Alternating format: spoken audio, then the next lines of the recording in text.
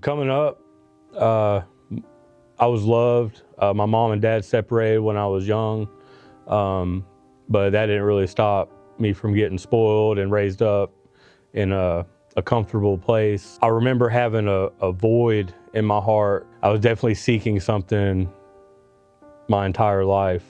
A lot of people have stories of abuse, but that never really happened with me. Going through school, I made good grades. As I got into my adolescent years and teenage years, I really started to seek acceptance from just about anybody.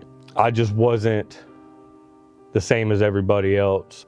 Ending 8th grade, I moved to North Carolina to a small town with like 2 traffic lights. I got arrested when I was 19 for some burglary charges, and the Lord spared me then, even though I didn't really know him. You know, I ended up moving to South Carolina, and I thought I was doing good, but I was still drinking and smoking weed.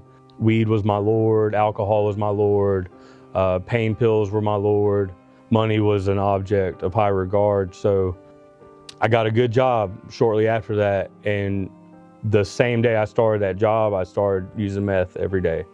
That drug controlled me for the next 10 years of my life. Everything I did revolved around getting more. Everything I did was a lie. I kept it from my family, and my employer suspected things but could never really prove it. I would use fake pee at drug tests. I would lie, cheat, steal, whatever I had to do to make things not look like they really were, I would do it. I got arrested for stealing a truck off a car lot in Tennessee, and that's the point that I knew that my life was out of control. I needed some real change to happen. I didn't know where to go for that. I had a little girl, my daughter. I'd like to say that changed the direction of my life, but it really, it left me feeling more hopeless, because now I had another innocent soul to take care of, and I really didn't even know how to take care of myself. At the end of my ledge, I thought that there was no way that I was ever going to be any different than I was. I had cried out to a God I didn't believe in the night I got arrested, and he answered, and he spoke to me through this little tablet that we got in the jail. This guy came up to me and asked me if I had seen the Better Way app on the Pando app. I started watching these guys' testimonies. It was nothing like I'd ever seen before. I wrote in my Bible, the jail gave me a prayer to the Lord. I said, Lord, if you make a way possible and I can get to a better way, I'll get out of the car and I'll stay there. And that's what he did. They took me to the house. You know, I was like, man, this place is nice. Like, they got swimming pools and a volleyball court.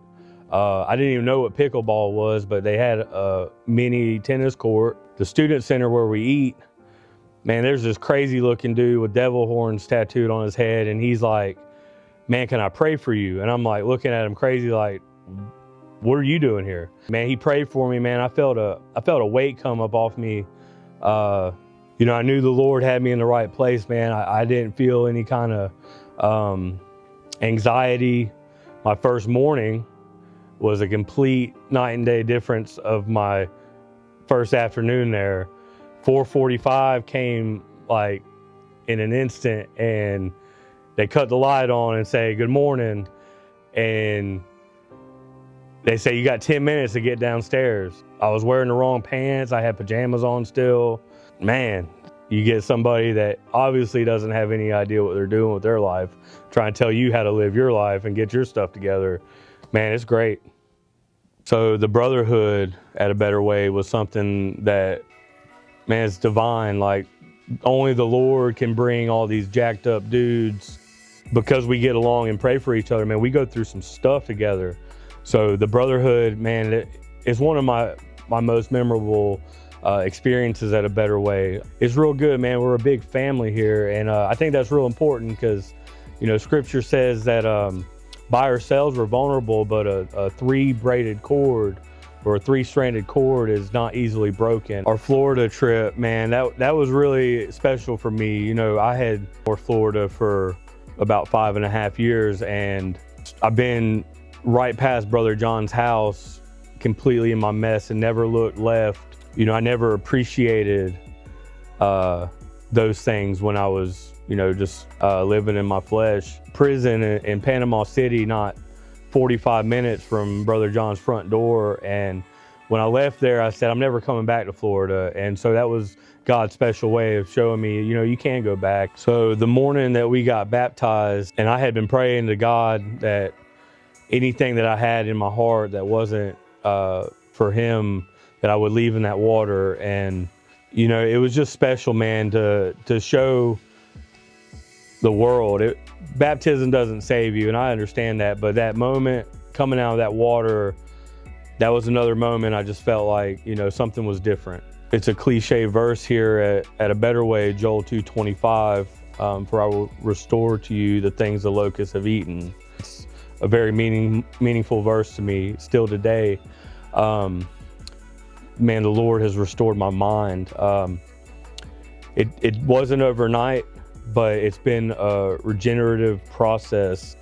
I'm God's creation, and he gave me a thinking brain and a new heart. And, that's probably the biggest takeaway from A Better Way is knowing who I am in God's eyes.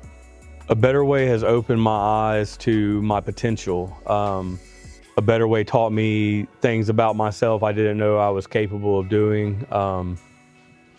The discipline that we get here, the making your bed every day, and the buttons and your drawers being right, makes you accountable to yourself. It taught me, the things that I didn't see as being important to be highly important. A Better Way taught me that I wasn't my failures. I'm grateful for A Better Way.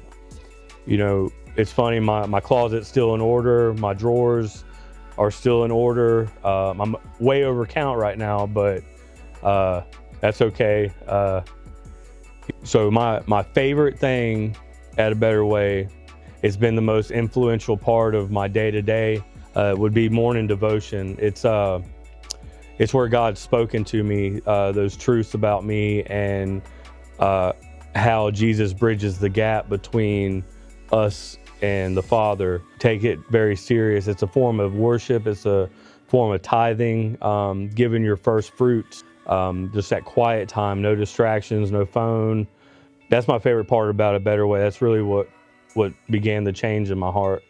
And Brother Doug was like, nah, dude, what are you thinking?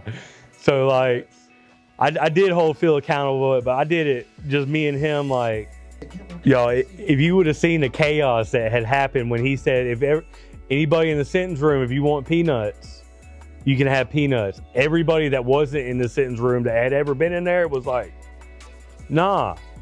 Like, well, I didn't get snack. Like, so I'd like to thank Jesus, first of all, for saving my rotten soul.